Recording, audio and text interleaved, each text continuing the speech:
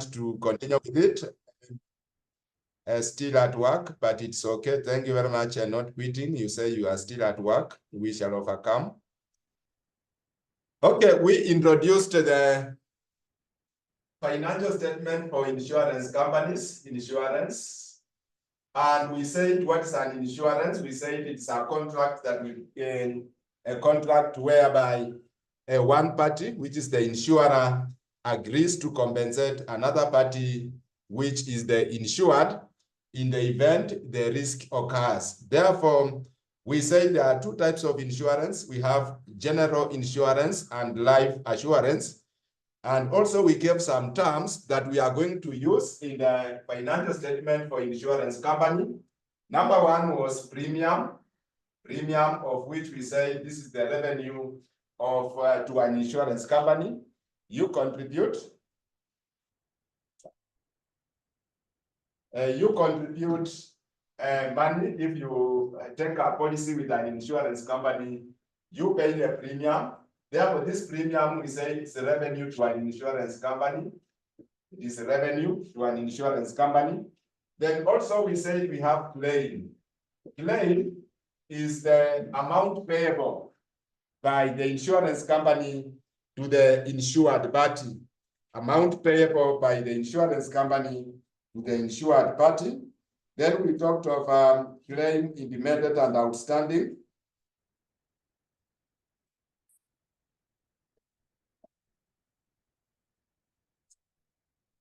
Claim intimated and outstanding, where we said it's the amount that has been approved for payment, but it is yet to be paid there. We call it claim intimated and outstanding. Claim intimated and outstanding.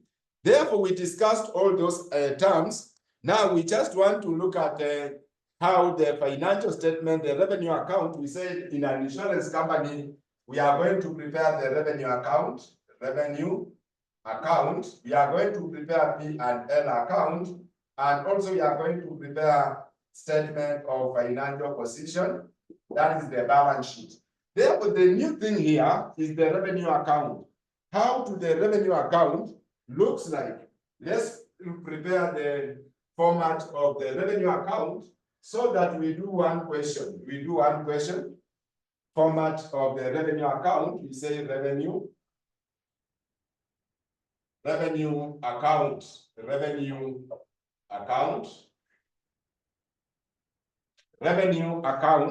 Let's look at the revenue account, how it looks like. Revenue account, let's assume we have two policies.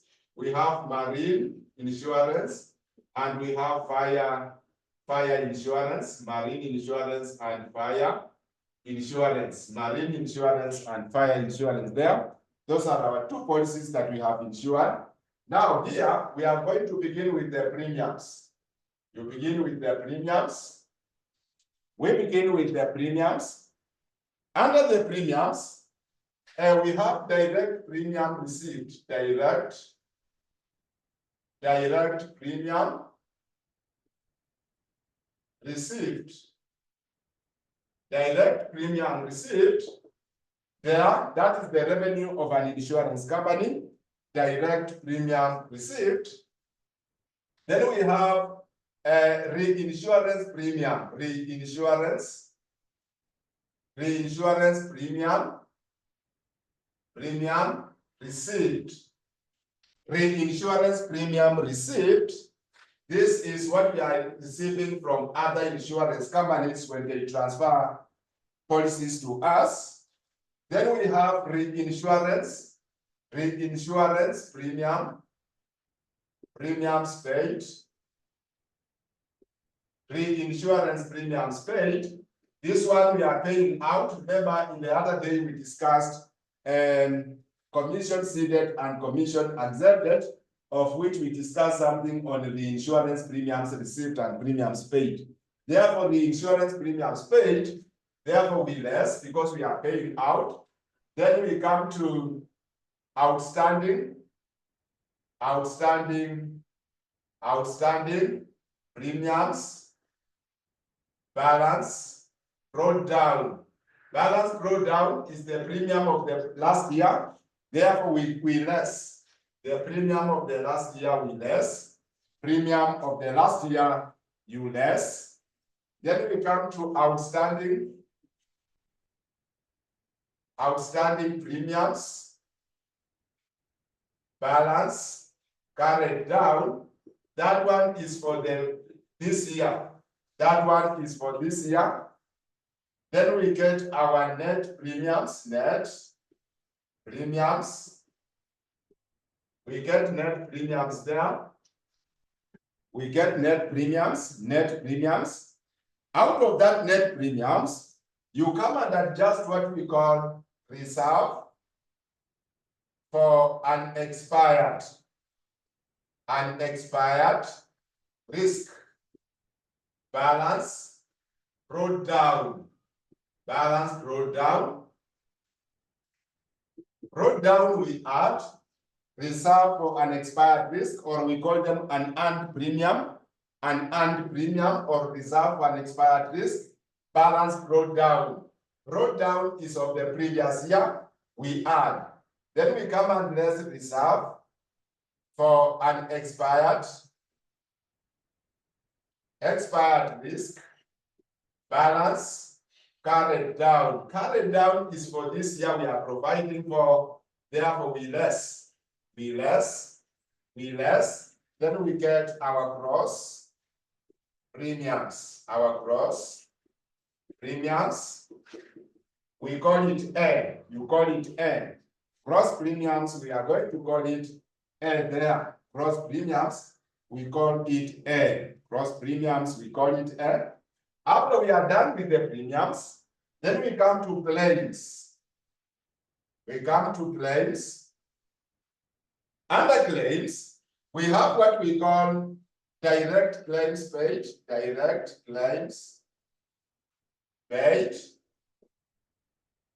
Direct claims paid there. Direct claims paid. Then claims covered by reinsurance.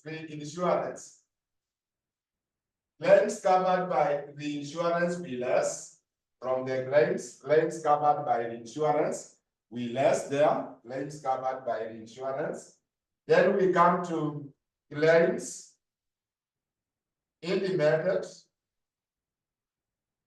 and outstanding. Claims in the method and outstanding. Of course, I already explained that. What we mean by claims in the method and outstanding. Then we come to outstanding claim. Outstanding claim balance brought down. Outstanding claim balance brought down, be less. Outstanding claim balance brought down, that one we less. Outstanding claim balance brought down, we less. That one we less. Then we come to outstanding claim.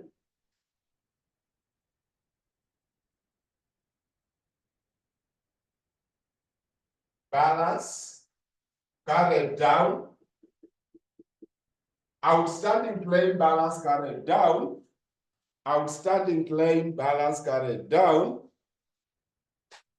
This one we add, then we get our total claims. Total claims.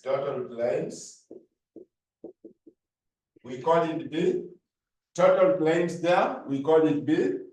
Total claims, we call it B. We are preparing the revenue account of an insurance company. Revenue account of an insurance company. Now let's go to yours is a continuation line. I'm shifting to the next page because the space here is limited. Yours is a continuation. We still have here marine and fire. Yours is the continuation. We come to commissions. After claims, we come to commissions. We come to commissions, you underline commissions there. We said we have commission seeded, commission seeded, commission seeded, commission seeded, commission seeded there. Then we come and adjust commission accepted. Commission accepted, I believe I explained this using a diagram. Commission accepted and commission seeded. We get net commissions, net commission, net commission,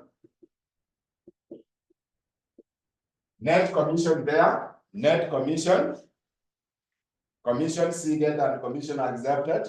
Then we come to expenses relating to policies, expenses relating to policy, expenses relating to policy.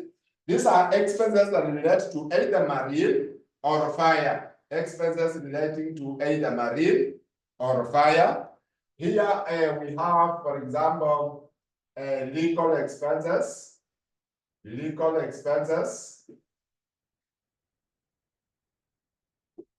legal expenses, legal expenses, legal expenses.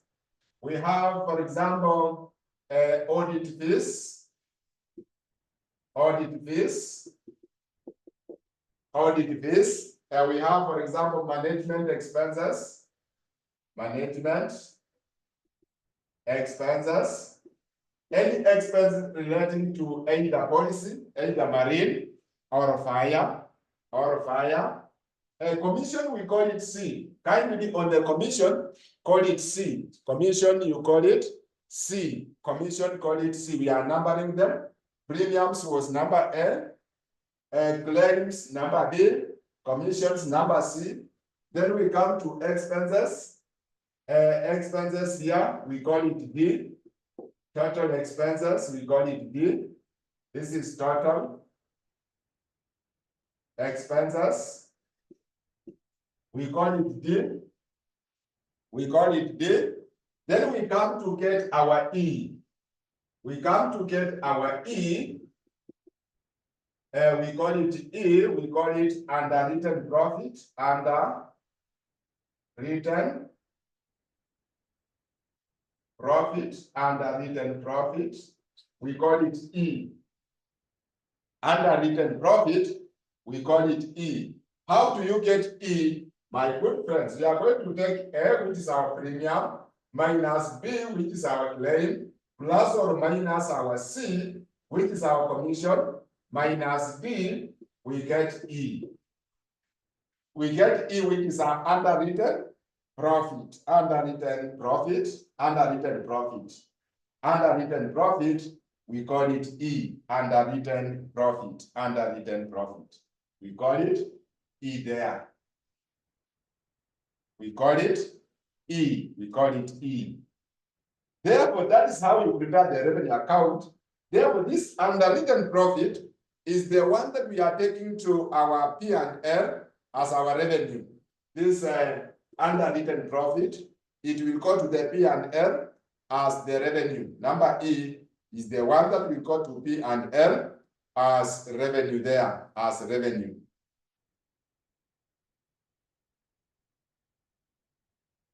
Any questions so far?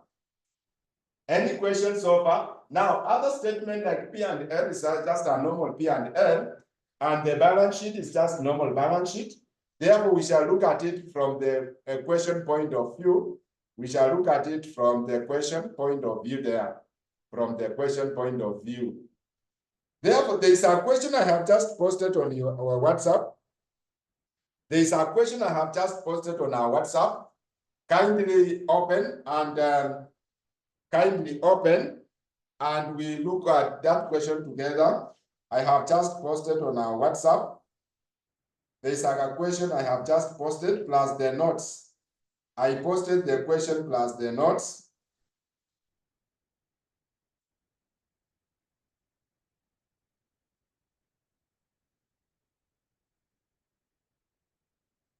I posted the question plus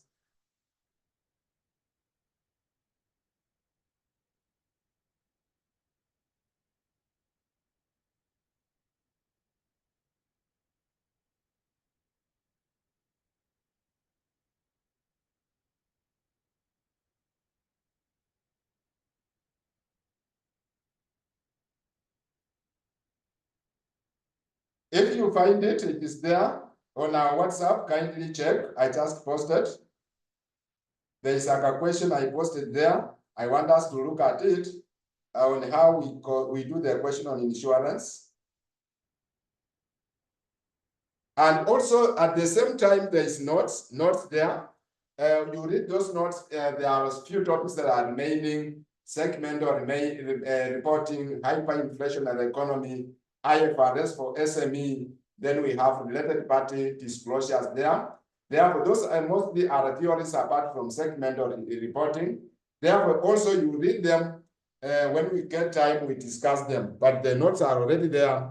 You read them kindly. You look at them so that we move together. Kindly make haste, make haste, make haste. Are you there?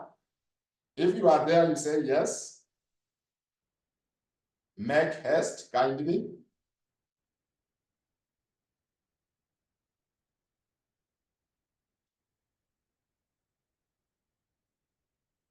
Thank you very much. I can see all of you are there.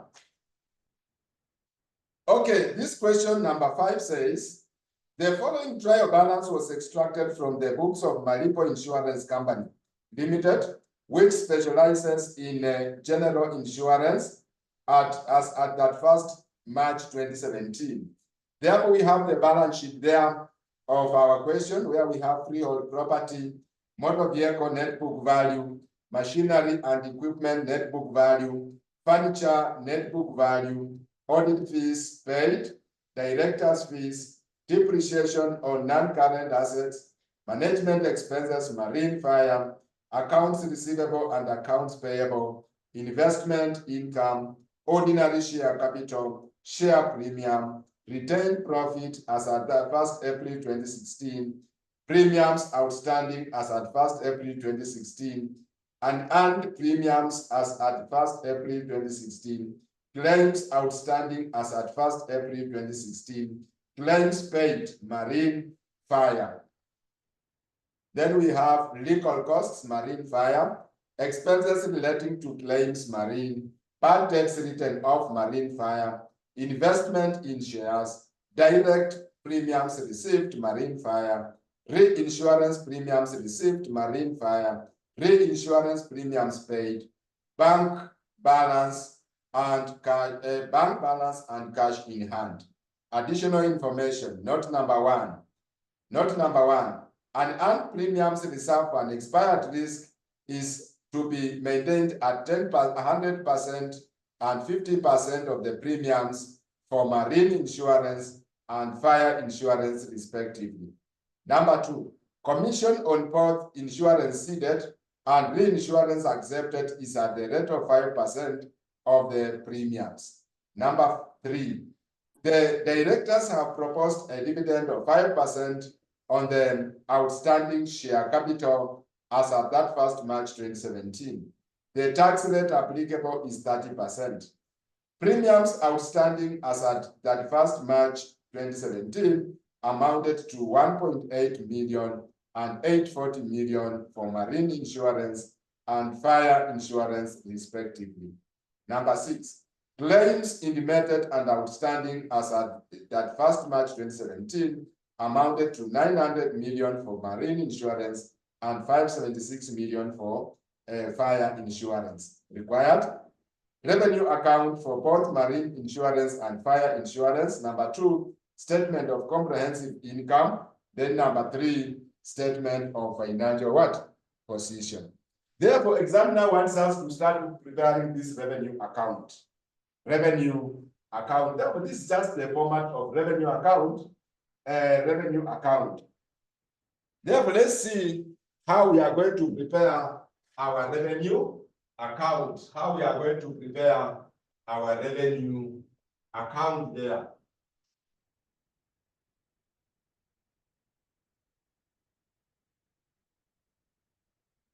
How we are going to prepare our revenue account. Revenue account. Therefore, we say it is called Malipo Insurance. Malipo Insurance. Malipo, you say Malipo Insurance. Revenue account for the year end 31st March 2017.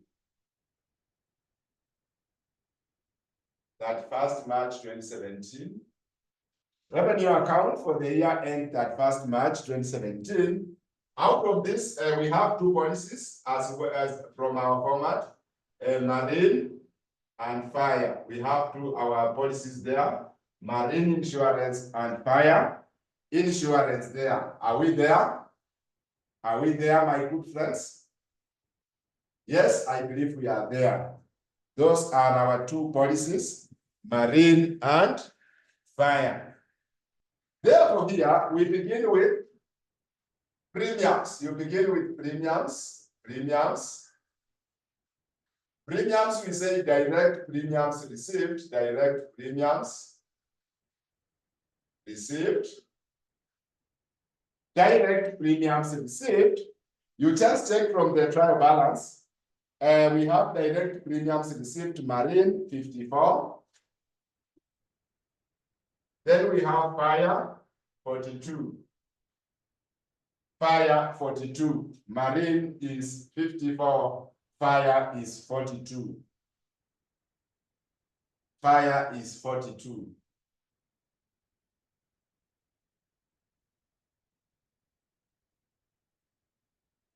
Then we come to, after we have that, we come to the insurance premiums received. Reinsurance premiums received. Reinsurance premiums received, you are given in the trial balance 1440 and 960. Then we come to reinsurance premiums paid. Reinsurance premiums paid, we have 960 and 600. 960, this one we less, and 600. We less because we are paying out. We are paying out. It's not part of our premiums, although we receive them from our customers, but also we did the insurance. Therefore, we also extend to other companies we pay. It's called the insurance premiums. Then we come to outstanding premiums, balance brought down. Outstanding premiums balance brought down. You just check from the trial balance. Is there any outstanding premiums balance brought down? Yes, I can see it. I can see it. Premiums outstanding 1st April 2016, 1080. This one we less. It is for the previous year. We less 1080 and 840. We less because it's for the previous year. It is income of the previous year. We did not receive the previous year, therefore we received them during this year. Therefore, that one, we less. Then we come to outstanding premium.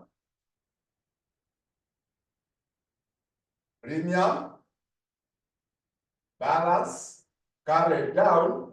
That one you get it from additional information. You get it from additional information. When we go to additional information, note number 5. Note number 5. Additional information, note number 5. Premiums outstanding as at that 1st March 2017 amounted to 1,800 and 840. There we have 1,800 and 840. These are for this year. These are for this year. Therefore, we add. We have not received them. They are for this year. Therefore, we add. Then you give me total of all the premiums. You give me total of all the premiums there. Total quickly. Total quickly.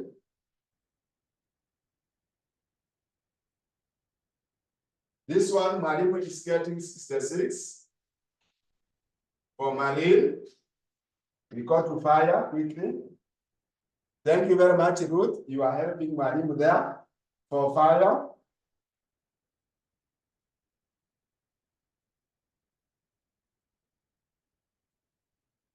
For fire, Mwalimu is getting 45, 60. You can confirm 45, 60. But you can confirm if it is correct or not. Thank you very much, Ruth. We are on the same page. Now we come to, these are net premiums, net premiums. Then we come to reserve for unexpired risk, balance, brought down. That one is for the previous year. You get it from the trial balance. That one is for the previous year. You get it from the trial balance. From the trial balance, there is from the trial balance unearned premiums. Unearned premiums is also called reserve for unexpired risk. Unearned premium, we have 5760. And this one is 3,000. That one we add back. Then we come to less reserve for unexpired risk, balance, carried down. This one, you get it from additional information. You get it, any balance carried down, you get it from additional information. Like when we go to additional information, note number one, examiner is saying an earned premium reserved for unexpired risk is to be maintained at 100% and 50% of the premiums for marine insurance and fire insurance respectively. Therefore, what examiner is saying, listen very carefully. What examiner is saying, remember these are our premiums. This one are our premiums, the net premiums. Then, out of that, we are going to maintain.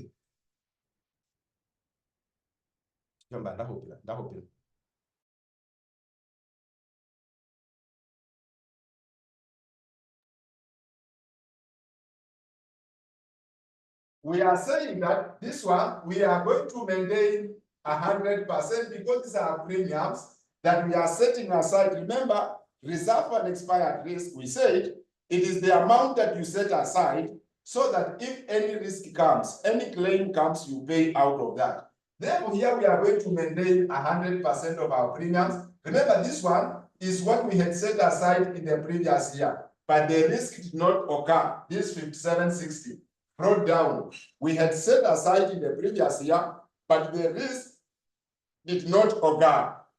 That's why we have them. We are adding back this year, they become our premium. But now here, examiner is saying, out of what we have here, we are going to set aside this one 100%. Therefore, we subtract 66 100%. We subtract, this one is 50% of this one. 50% of 45, 50% of 45, 60. 50% of 45, 60, it comes to 22, it comes to 2280. 2280.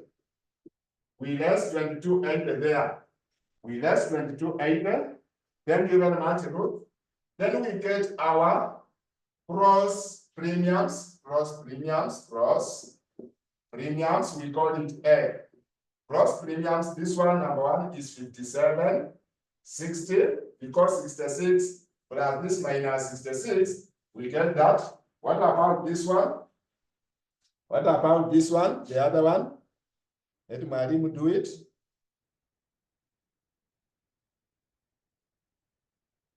I'm getting 5280. 5280. Mariam is getting 5280. This is our gross premiums. We call it A.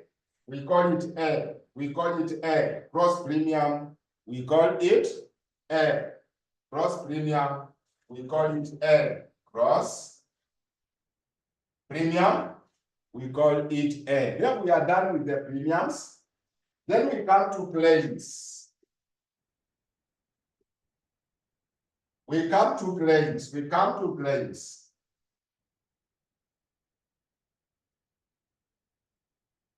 We come to claims. Here we start with direct claims paid. Direct claims. Direct claims paid. Direct claims paid. You just pick it from the trial balance. Direct claims paid from the trial balance. 29.64 and 21.60. 29.64 and 21.60.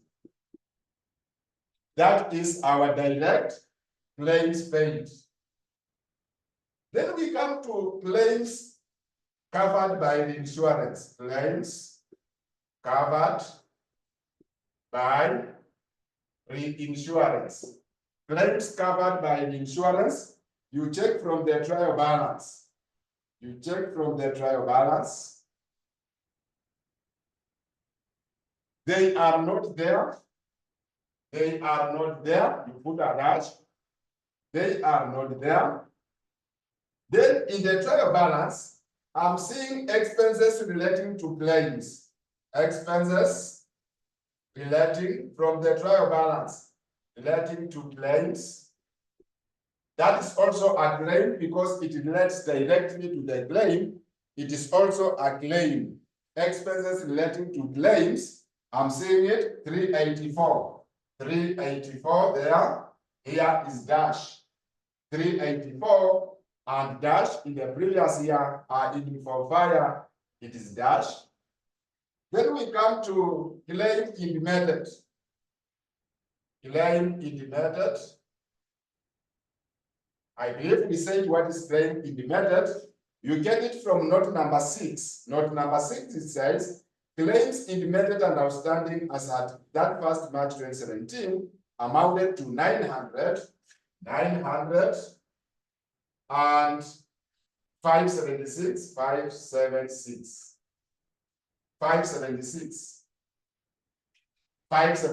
there, 900 and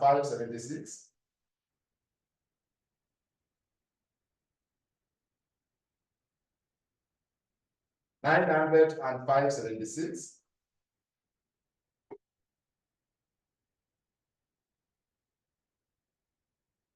Then we go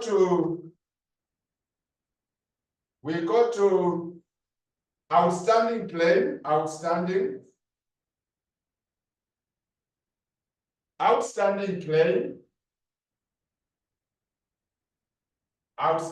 claim, balance, brought down. That is the claim of the previous year. You get it from the trial balance. You check in the trial balance if we have the outstanding claim. Claims outstanding, yes, I can see 960 with less.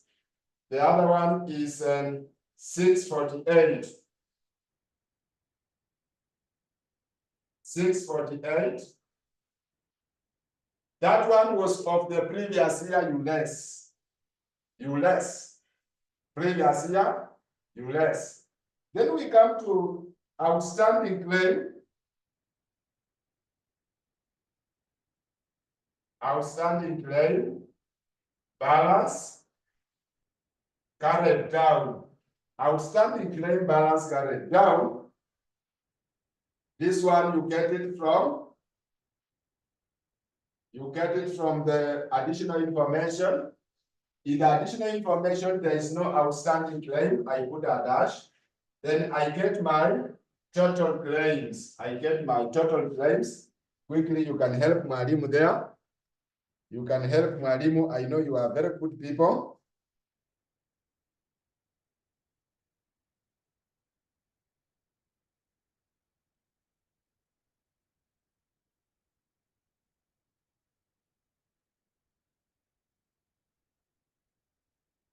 Anyone? For marine, I can get 3288, 3288, total claim for fire,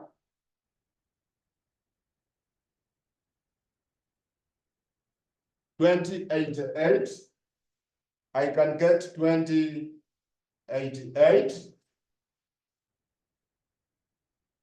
We call it B, but you can confirm 2088. Thank you very much. 2088, we call it B. Then we go to commissions. We go to commissions.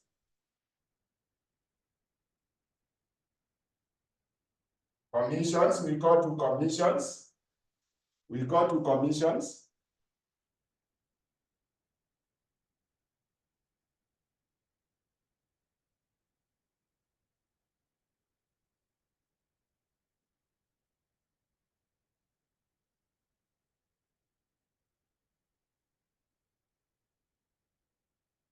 Commissions, we say commission ceded, commission ceded, and commission accepted.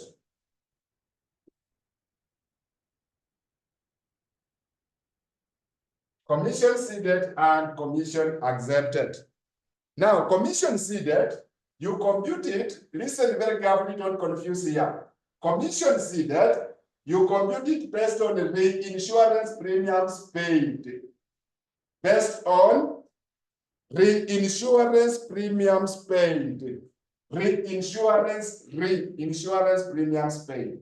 That is where you compute commission ceded. Commission accepted, you compute it based on reinsurance premiums received. Reinsurance premiums received. That is commission accepted. Therefore, examiner told us in note number 2, commission on both insurance ceded and the insurance accepted is at the rate of 5% of the premiums. Therefore, it means I'm going to take 5% of 960, 5% of 600.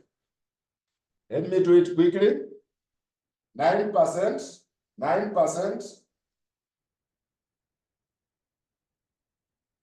This is 48. Then 9%, 5%, sorry. I'm getting 30. If you get contrary opinion, you tell Marim, thank you very much, 48 and 40 and 30.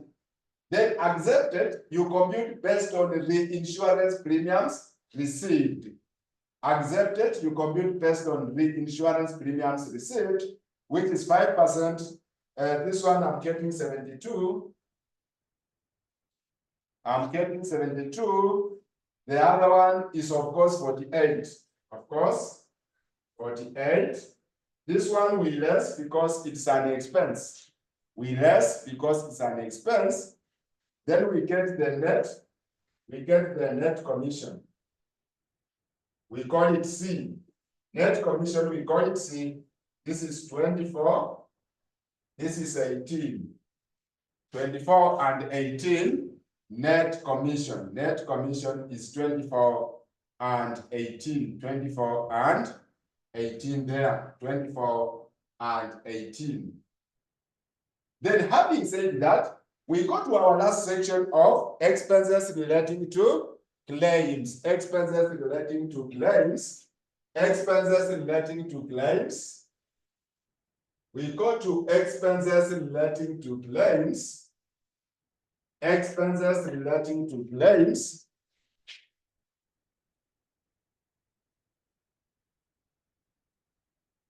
Expenses relating to claims.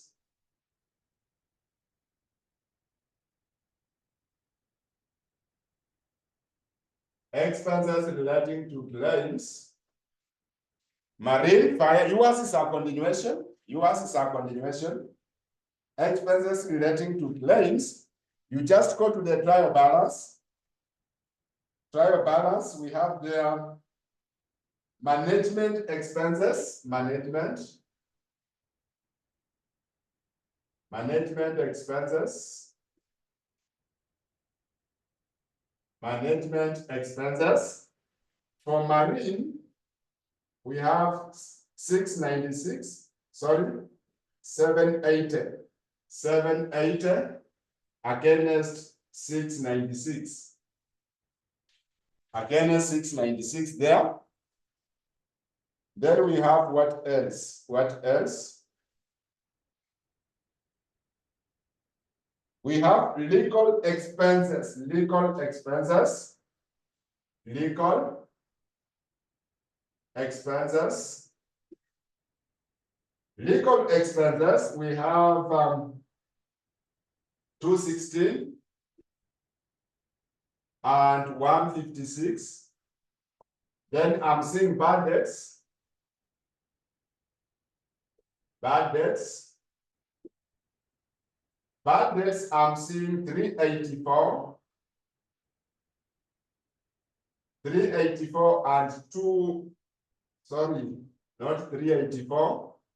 It is 204 and 144. 204, 144 there. 204 and 144. Then we have, I think those are the only expenses that are related to claims. Total expenses, we call it D. We call it D. Total expenses, we call it D. Total expenses, we call it D. Help Marim there. Total expenses.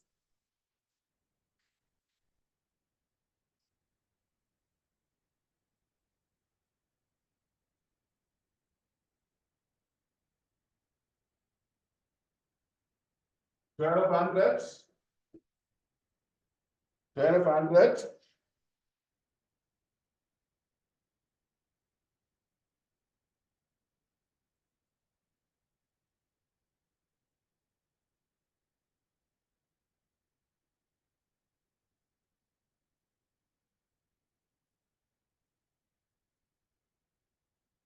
$996.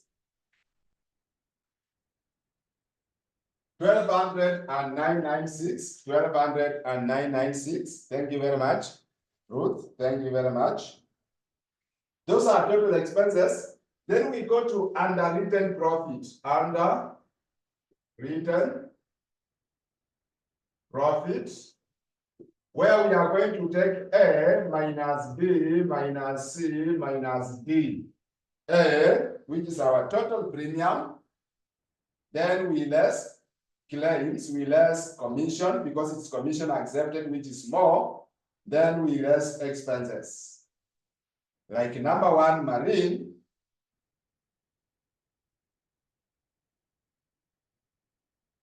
Marine, I'm getting 1248.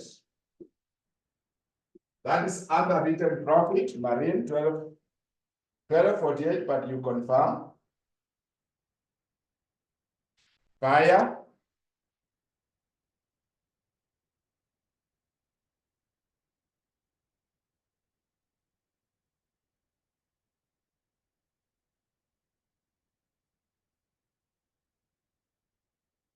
$21.78.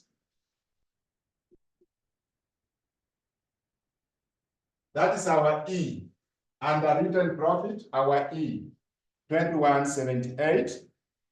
Our E. 21.78. Our E.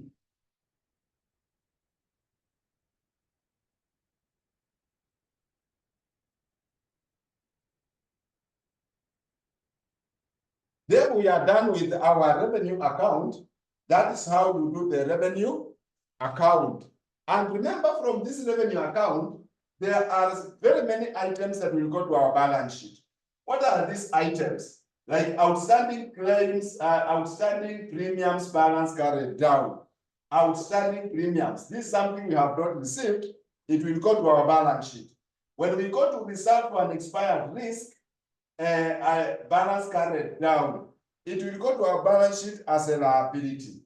When we go to claims outstanding at the end of the year, will go to our balance sheet.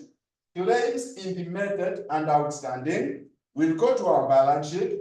Commission will go to our balance sheet. Commission both seeded and accepted will go to our balance sheet.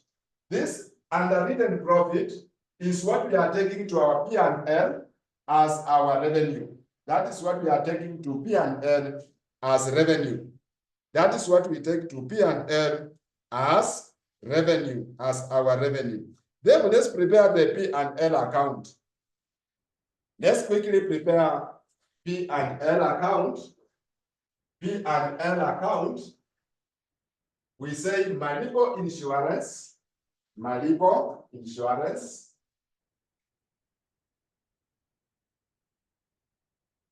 Malipo Insurance. Statement of comprehensive income. Comprehensive incomes as at 31st March 2017. It is just a normal income statement, but normal income statement, but now there are some few changes. Why is it that net premiums comes before gross premiums, which is contrary accounting, where net always comes after gross? Out of this, we are getting our net premiums that we received during the year. These are the net premiums that we received during the year, net. Then we come to adjust. We come to adjust with what are we setting aside? What are we setting aside? That we come to add. Remember, we are adding what was of the previous year. Then we less the current year, we get our gross. Now, what is total premiums? What is our total premiums? This one is not total premiums. This one is not total premiums. Therefore, total comes after this one. Total, we are getting total. Therefore, total is what's making our gross, our gross, our gross. Total is what is making our gross. But here, we are just net that we received during the year. Net we received during the year. Okay, let's prepare the P&L. We start with the underwritten profit, shillings in millions. Underwritten profit, underwritten profit. Underwritten profit, we have marine and fire. Marine and fire, of which we had 1248 and 2178. Those are our incomes we are taking to P&L.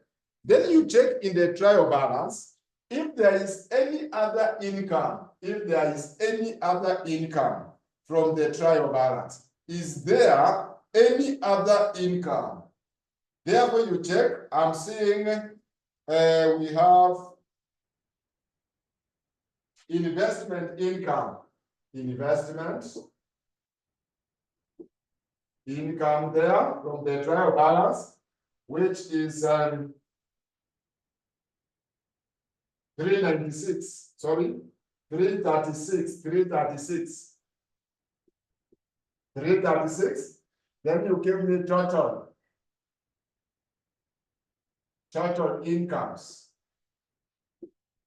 You give me total incomes. You give me total incomes on your calculator. Let me check on mine.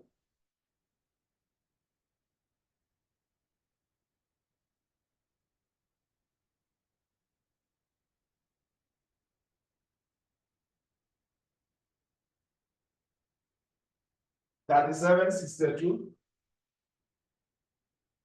$37.62 is my total incomes. Then I come to less expenses. I come to less expenses. Now the expenses we are subtracting, these are the expenses that are standalone, which are standalone in our trial balance. Expenses like depreciation, expenses blah blah that are standalone. Like here we have audit fees from the trial balance. Audit fees from the trial balance. is 288. We less director's fees. Director's fees, we have 594. Depreciation. Depreciation, we have 1086. We less. What else? What else? What else? What blah blah blah blah blah blah. Standalone expenses. It seems it is over. Then we get profit before tax. Profit before tax. Profit before tax, you less. Of which profit before tax, when I do it,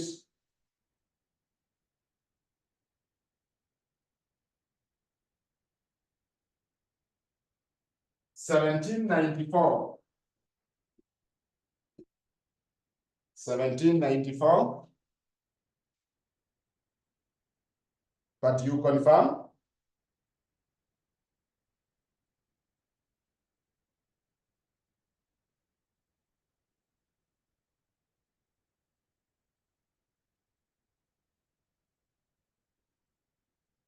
Thank you very much. Then we come to less taxation.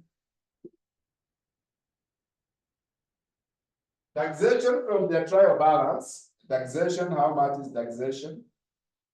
Tax from the trial balance, what was the tax for the year?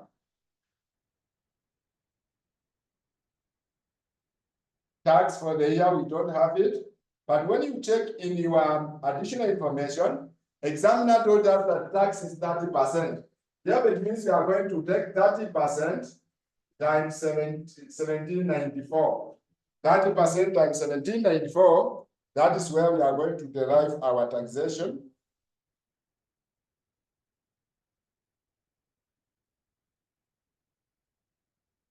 I'm getting 538.2, 538.2,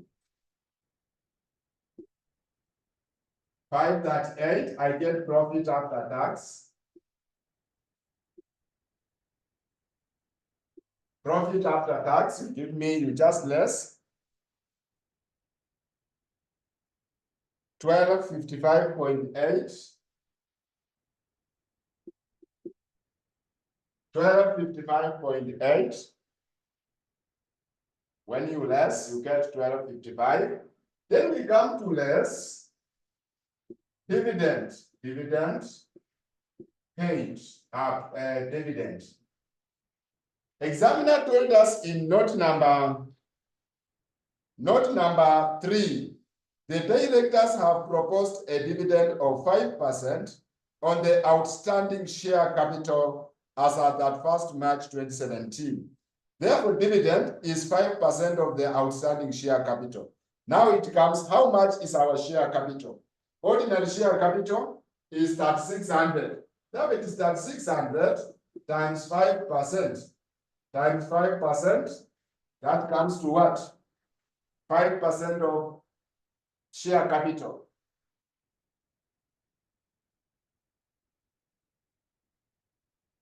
5% of share capital, 180. Then we get profit for the year. We get profit for the year.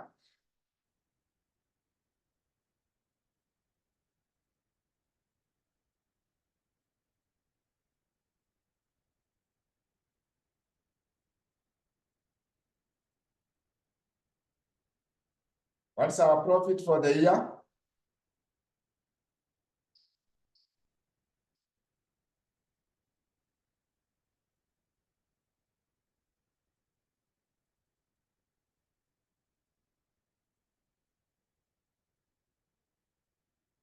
$1075.8.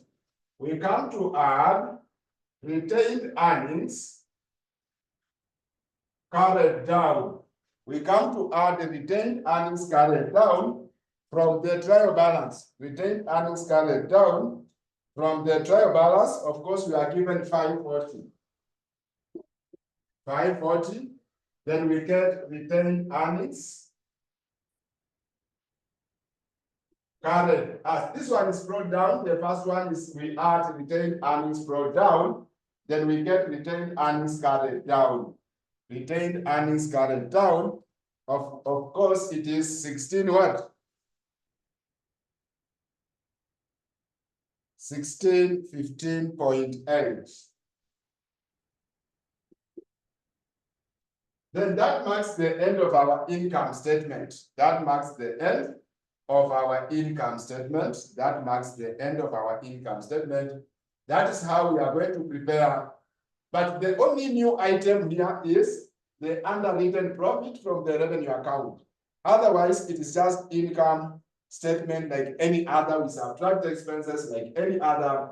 The only new item is coming in is underwritten what? Profit from the revenue account. Therefore, having said that, let's have a health break of 5 minutes. Health break of 5 minutes. When we come back, we do the balance sheet. Let's just have the health break of 5 minutes. We come back, we do the balance sheet. You prepare asset. In a banking, we say assets, you start with the most liquid to the least, to the unliquid assets. But here, you just prepare the normal balance sheet. Normal balance sheet. Here, you prepare normal balance sheet, where we begin with non-current assets. Non-current assets there. Shillings in millions or whichever. Normal balance sheet, where we are going to begin with freehold property.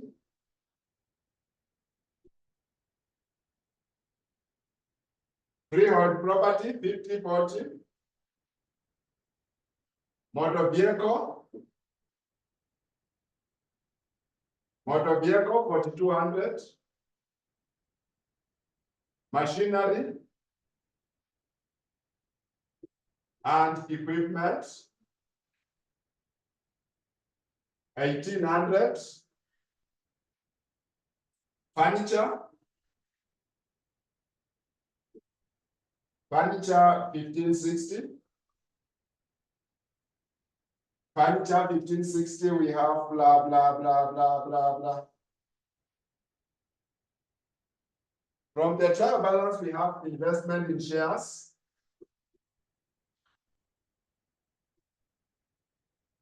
Investment in shares, 1,680. 1,680.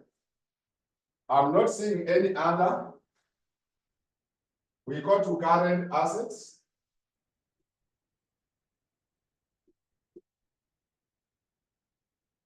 I'm not seeing any other. We go to current assets.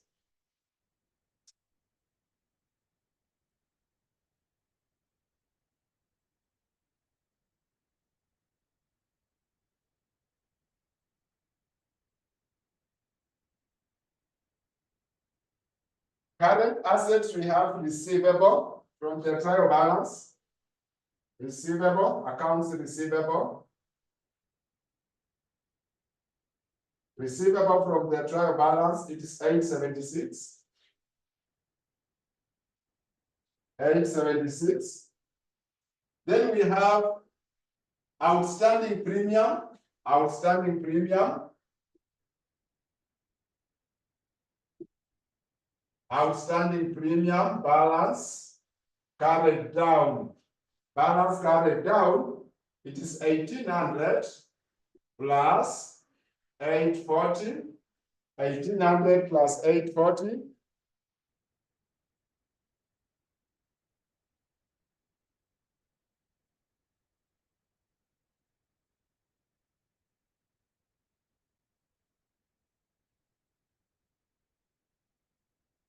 Get 2640. Then we have commission. Commission seeded. Commission seeded.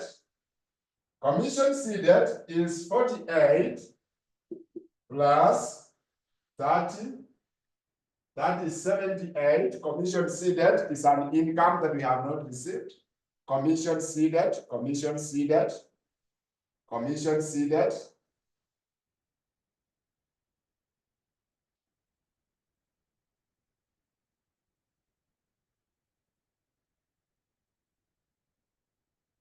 Then from the trial balance, our last item is bank balance. From the trial balance, which is 132, I believe we get total assets. You will do for me total assets there. Total assets, unless we have forgotten one item. Unless we have forgotten one item. Then we go to capital and reserves.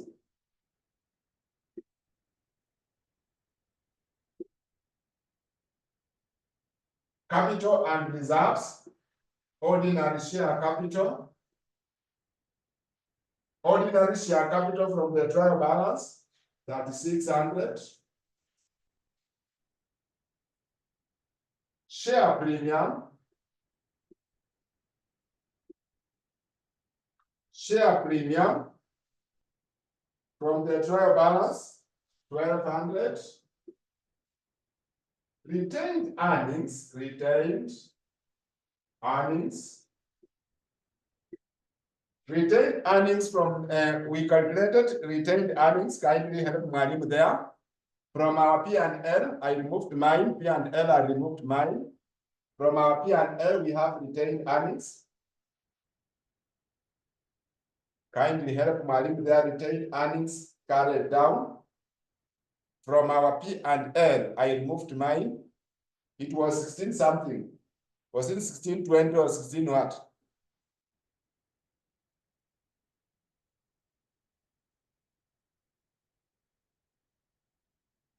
Retained earnings from our P&L. Thank you very much, Edwin. 1615.8. 1615.8. 1615.8. Thank you very much, Edwin. Then we go to liabilities. We go to liabilities.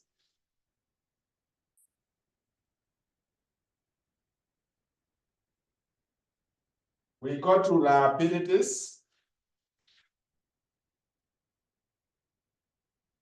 Liabilities, we have payables. Liabilities, we have payables. Payables from the trial balance, it is 396. 396.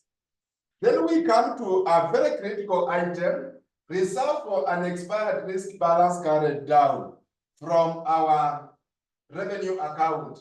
Reserve for unexpired risk balance carried down. Reserve for unexpired risk carried. You take the balance carried down.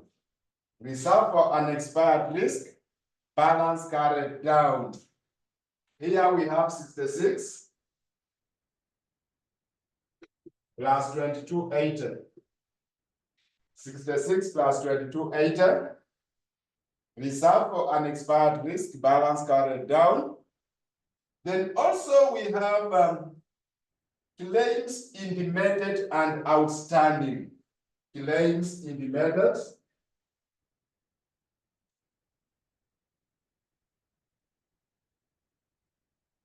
and outstanding.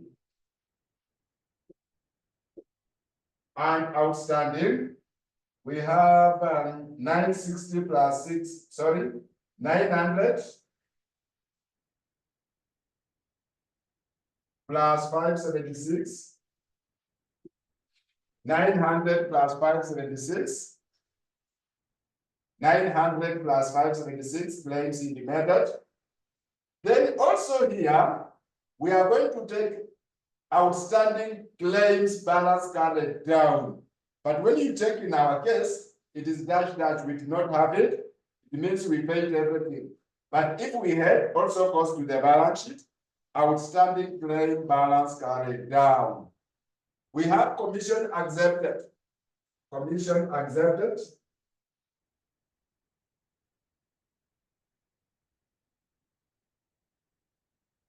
Commission accepted 72 plus 48. Commission accepted 72 plus 48. Commission accepted.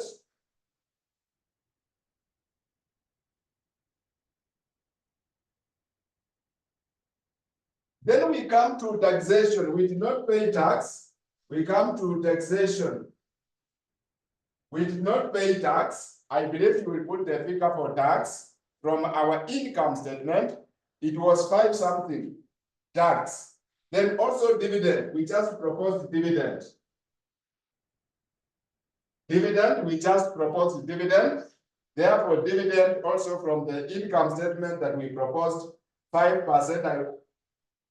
I think it was 180 or something.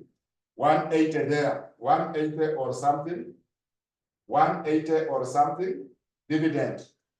Tax that we computed was 5 something. 5 something. Also, it's a liability. Then I believe we are done. Unless otherwise, you give me total equity and liabilities.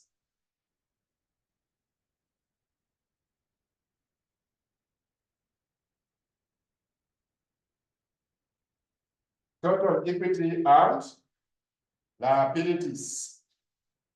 Tax dividend 180. Thank you very much. Put there, Edwin. Put there. Put there. This reserve for an expired risk you add. Claims independent and outstanding you add. You put there total. Commission accepted 72 plus 48. I think it comes to 120. It comes to 120. You put there. Taxation you put there. Dividend you put there. Then you check if our balance sheet is okay or it has something. Therefore, that is the end of our balance sheet, unless otherwise you have any other question. That marks the end of our topic, accounting for insurance companies. Financial statement for insurance companies. Financial statement for insurance companies. Do quickly. You put proposed dividend there. Taxation, commission accepted. I have already put there 120.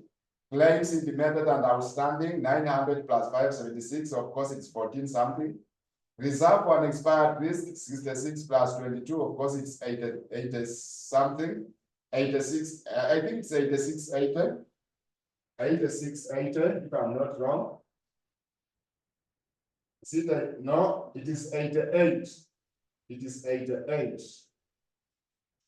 I believe it's 88. Then that marks the end of our balance sheet. Marks the end of our balance sheet. It marks the end of our balance sheet.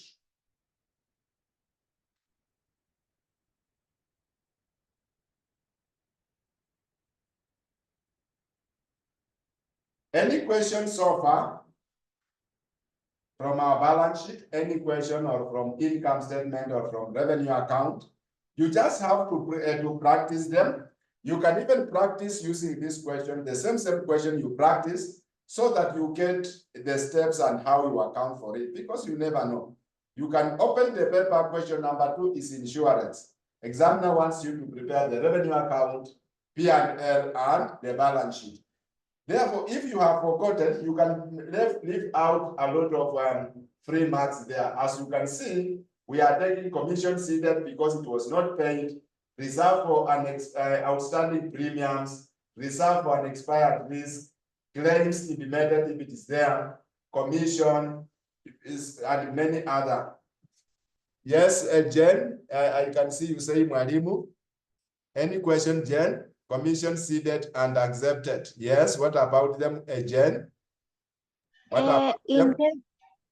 My question is, I got lost when we were calculating commission ceded and commission accepted.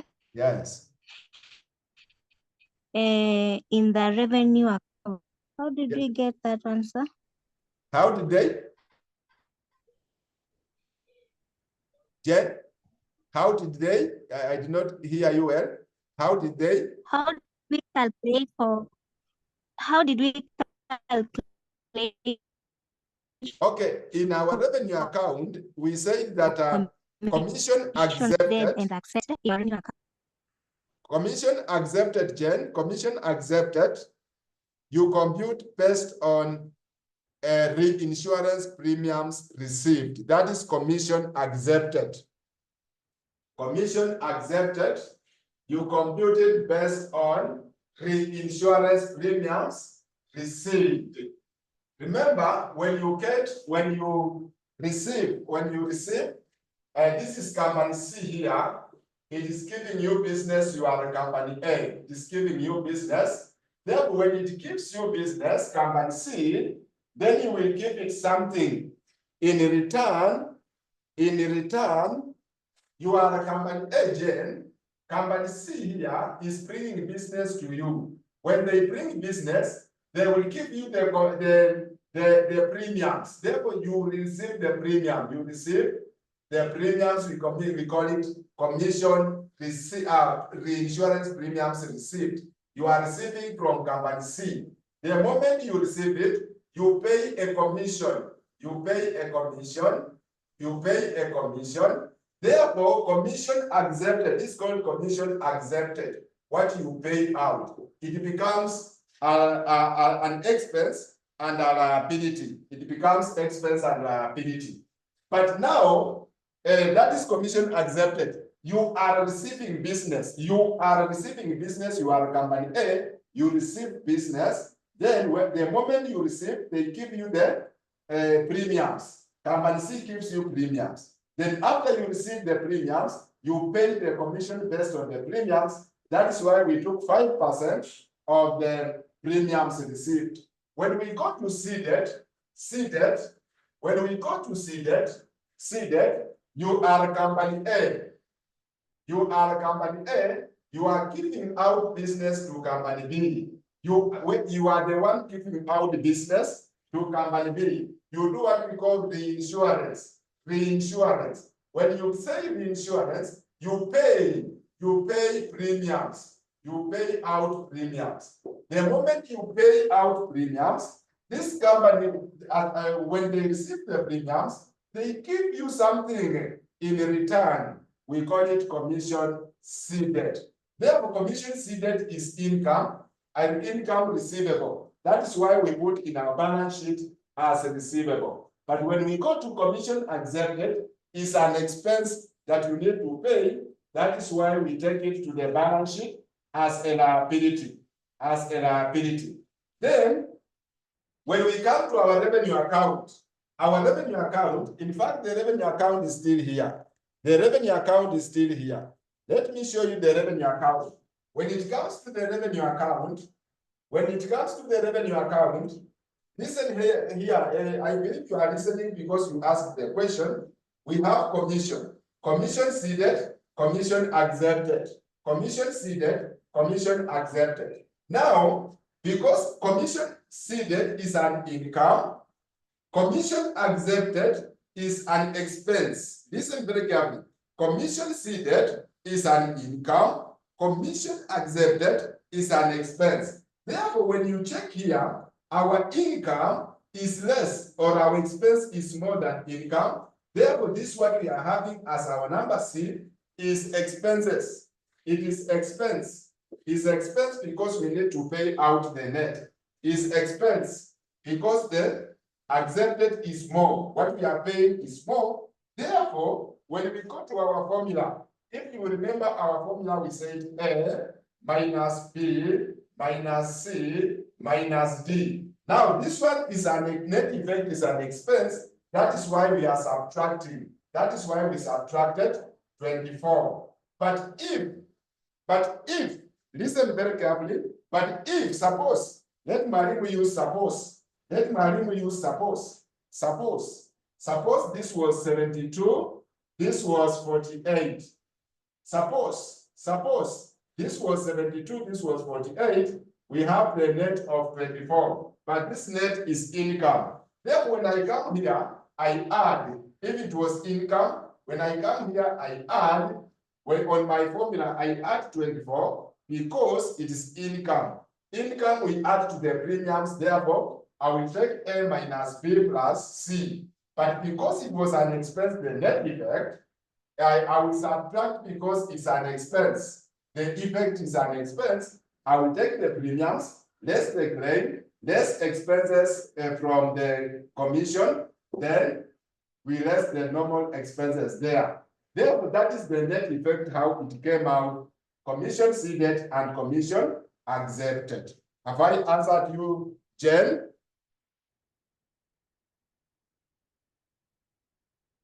Jen, have I answered you, or you still have any other question? Thank you very much. That becomes the end of our topic, insurance. Now, because we still have some few minutes, we want to introduce something else briefly. We want to introduce something else briefly. We want to introduce something else briefly. We want to introduce something else briefly.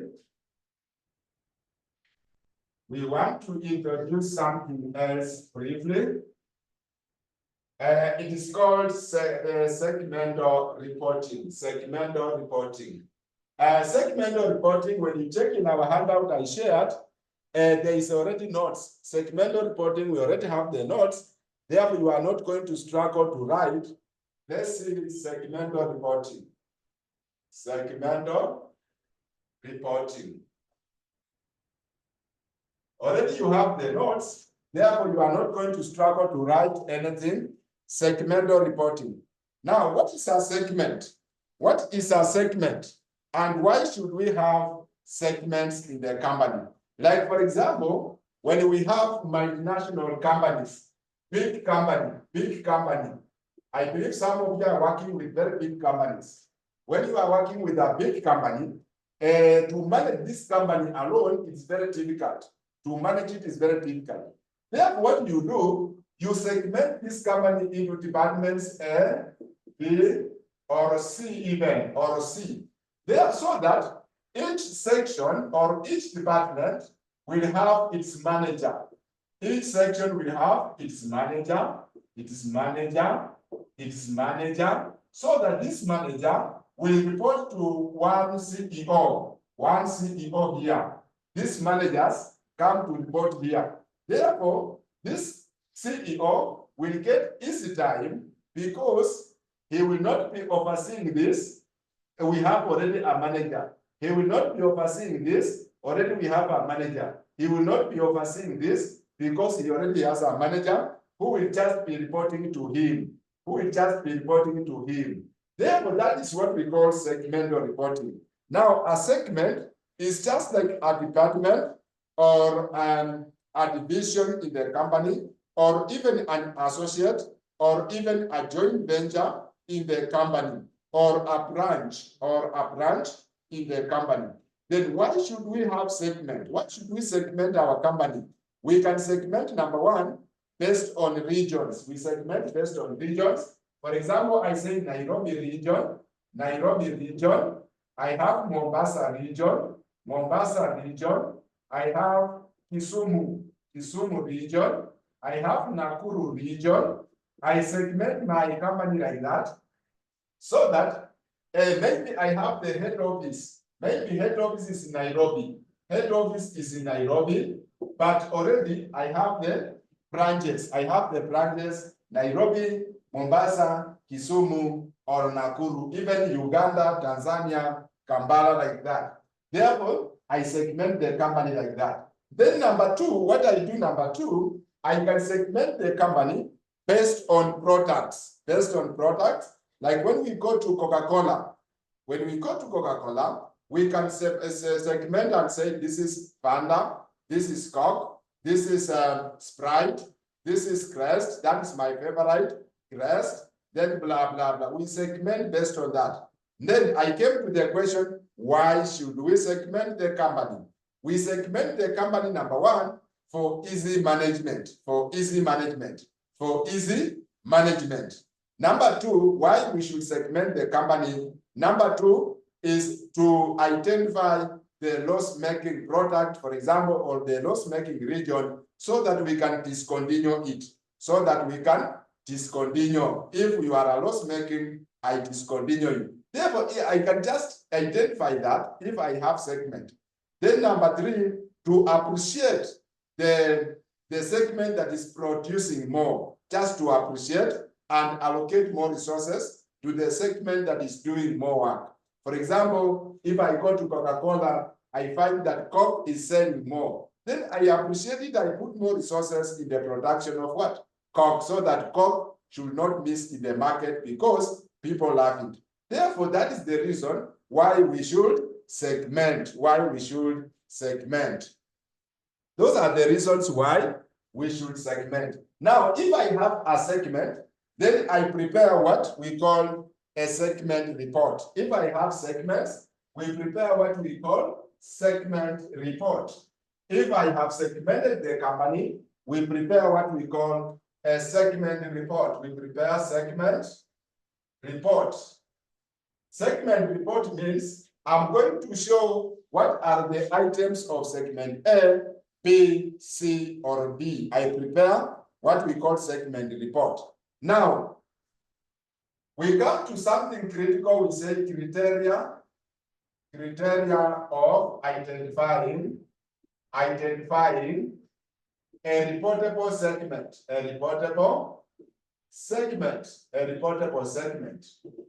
Criteria of identifying what we call a reportable segment. Now, a reportable segment, my good friends, is a segment whose information is reported in a segment report, is shown or is disclosed in a segment report. A reportable segment is a segment whose information is disclosed in a segment report. Like, for example, in the company, I can have segment A, B, C, D. These are my segments. But based on the criteria we want to see, you will find that maybe segment B does not qualify to be a reportable segment. Maybe B does not qualify to be what? A reportable segment. There we want to see criteria of identifying a reportable segment. Criteria of identifying a reportable segment. We have number one, we call it qualitative criteria. Qualitative criteria. Number two, we have what we call quantitative criteria. Number two, we call it quantitative criteria. Number one is a qualitative criteria, qualitative and quantitative. Now, under qualitative criteria, we have three things there. Number one is that a segment must be engaging in business. Must be engaging in business. The segment must be engaging in business. That is criteria number one under qualitative. Number two criteria is that operating results must be reviewed by the chief internal decision maker.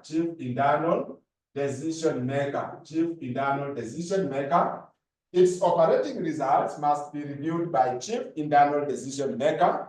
Then criteria number three in a segment is that financial information must be available. Financial information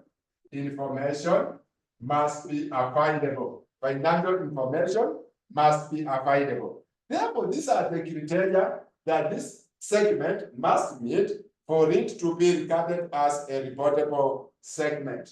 Then we come to quantitative criteria.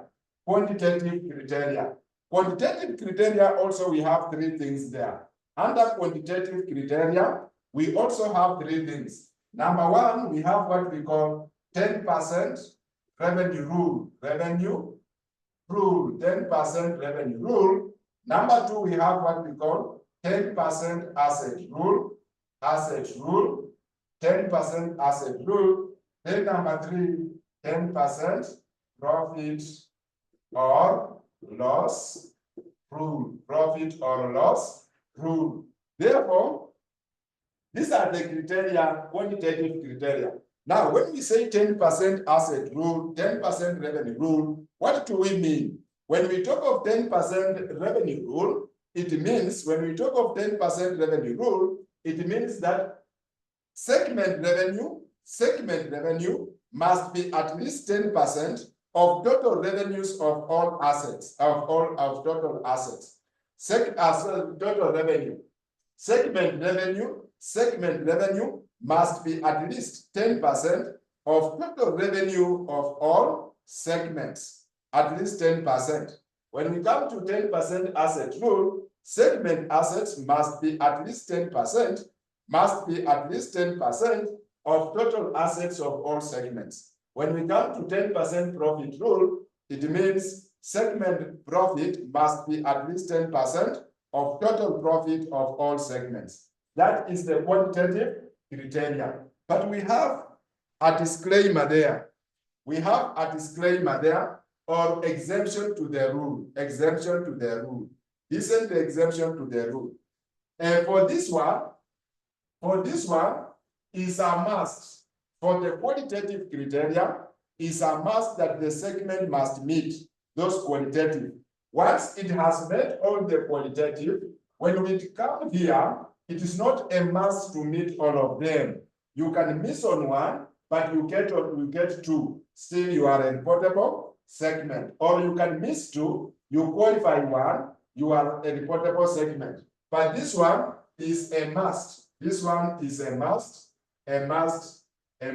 This one is a must. For the qualitative criteria, for you to be a reportable segment, you must meet all that criteria. But when we come to quantitative, once you meet this quantitative, you only need one or two, then you are a reportable segment. That is how we identify what we call a reportable segment. I say you can have like segment A, B, C, D, but you find that one of them will not meet this criteria. Therefore, if you don't meet, then you are not a reportable segment. If I want to report you, I put together with another segment.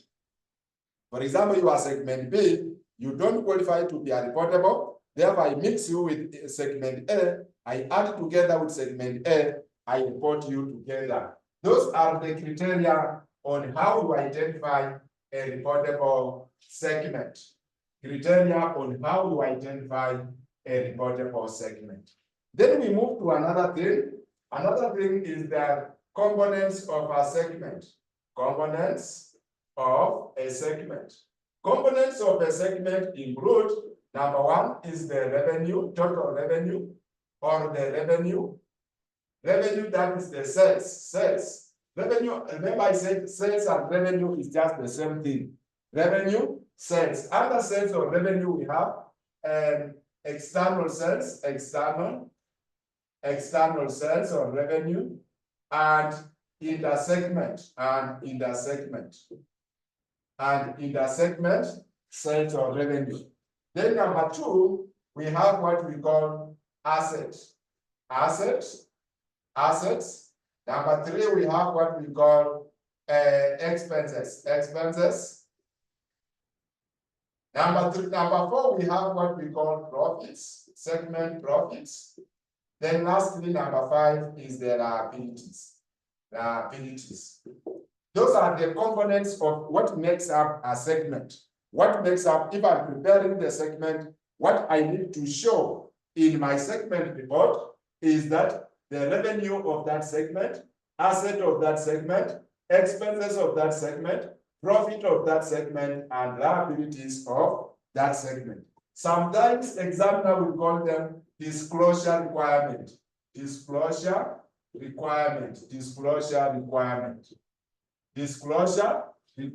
What items do we disclose in a segment?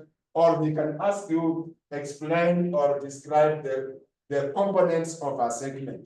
Components of a segment, or explain the disclosure requirement in a segment report, that's IFRS 8. Remember, this one is IFRS 8.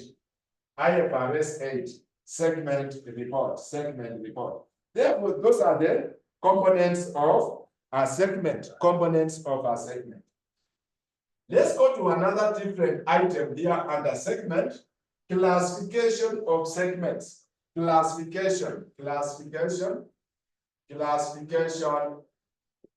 segments, classification of segments. We classify them, number one, based on geographical regions, geographical. Number one, we have what we call geographical. Number two, we have what we call industrial. Under industrial, we have products or services, that we offer to the market.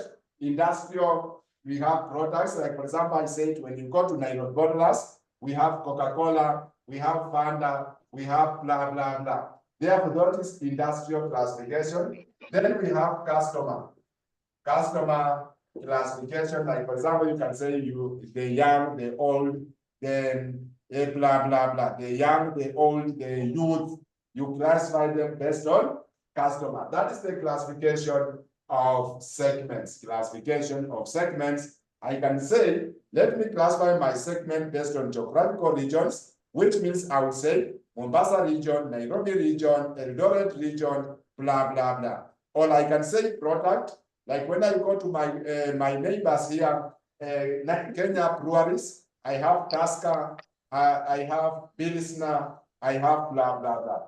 Therefore, that is classification of a segment. Then, another thing that we need to know under segment, criteria. Another thing is criteria of identifying a segment. Criteria of identifying a segment. Remember, the first criteria was the criteria for identifying a reportable segment. Reportable, I can have a segment, but I cannot, it's not a reportable one. Therefore, here, how do we come up with a segment?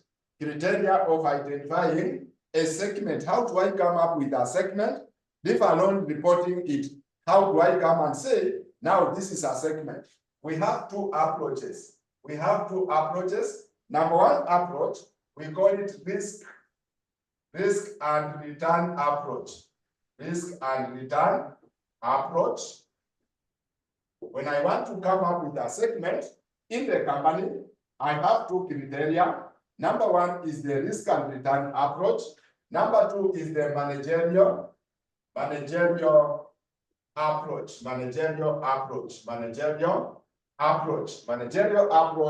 on how I come up with what? With a segment, managerial approach.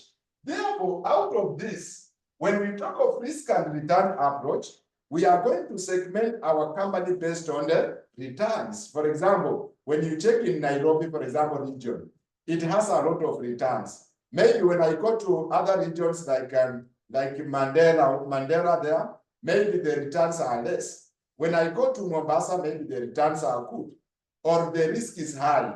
Therefore, we segment based on those criteria. Or management approach. Management approach is how the management perceive the business. How the management perceive the business. When we talk of management approach, this is how management perceive the business. Like, for example, when we go to banking sector, we have equity bank, we have commercial bank, we have cooperative bank. But now the way that we segment our business, it depends with the management. Although we are in the same industry, banking industry, but the way we segment is very different. Why? Because it depends on management perception. Either they are risk averse or either they are risk takers. It depends with how they see business. Therefore, we have these two approaches. When you go to our notes, candidly, when you go to our notes, you will read the advantages and disadvantages of each. In our notes, there is advantages and disadvantages of each approach. Make sure that you look at them, because in an exam, you never know. Examiner can test you that highlight the advantages and disadvantages of these approaches. Therefore, those are the things you need to understand under segment reports. Now, because we have some 5 minutes, let me show you the format on how to prepare a segment report. Because we have some 5 minutes, we are not going to waste it because we are time bad. Let me show you how you prepare a segment report, the format. Let me show you the format on how to prepare a segment report. We have, let me assume we have segment A, B, C, and D. Segment A, B, C, and D. Therefore, out of this, you give me total also. You give me total of all segments. Let me give you the format on how you prepare a segment report. Now, out of this, I will have my sales, total sales. We said you disclose sales, total sales, segment A, B, C, D, then total. Total, we are adding all this. Then we come to less in the segment. We come to less in the segment. In the segment is where A sold to B, B sold to C or D, where you sold to another segment. Therefore, that is not a sale, we less. When A, for example, A has sold to B, A has sold to B, that is not a sale. Whatever we are just going to regard as our sales is the external sales. External sales after we less the in the segment. Then I have my sales revenue there. I have disclosed my sales. Then I come to number B, operating profit or segment profit. Segment profit. I have A, B, C, D, then total like that. Segment profit. I also come to less in the segment. We less in the segment profit where A sold to B and it purported to report the profit. You sold to B, but you purported that I have the profit. Therefore, that is not profit. We less in the segment profit we get from external profit there. You only get from external. Then we come to segment expenses. Segment expenses. We are just reporting each segment has its expenses. Then we come to check on unallocated expenses. Unallocated, it's not in segment A, B, C, D. Maybe it is just at the headquarters. Maybe it is just the expenses at the headquarters. Remember, the headquarters is not doing business. Therefore, we cannot report it as a segment because the headquarters is not doing business. It's just for management. And we say the criteria for us to be a reportable segment, you must be engaging in business. Therefore, maybe the headquarters is incurring some expenses. That will just come to the total because this total is what is going to make up the company. Then we come to segment assets. Segment A, B, C, D, then total there. Segment A, B, C, total. Then common or unallocated. Unallocated, these are the assets at the headquarters. Assets at the headquarters. That is how we present a segment. Then we come to the last item, which is segment liabilities. Segment liabilities.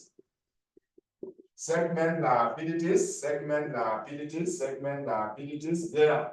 Total. Then also we have common or unallocated, common or unallocated. It is just the liabilities at the headquarter. Liabilities at the headquarter. That is how you present your segment information. That is how you present your segment report. That is how you present your segment report. Segment report. That is how you present your segment report. Now, you look at the question of December 2017, question number 5B. Then also you look at the question of September 2021, question number 2. Is it 2A or 2B? 2A or 2B? You look at those questions, then you will be okay. You look at those questions, then you will be okay. You look at those questions, then you will be okay. Therefore, that is how you present your segment. Therefore, today is a good day because we know how to prepare what? A segment. How to prepare a segment that is IFRS 8. And remember, these questions are very common. Therefore, don't take it for granted, my good friend. Don't take it for granted. Mwalimu is warning you that don't take it for granted.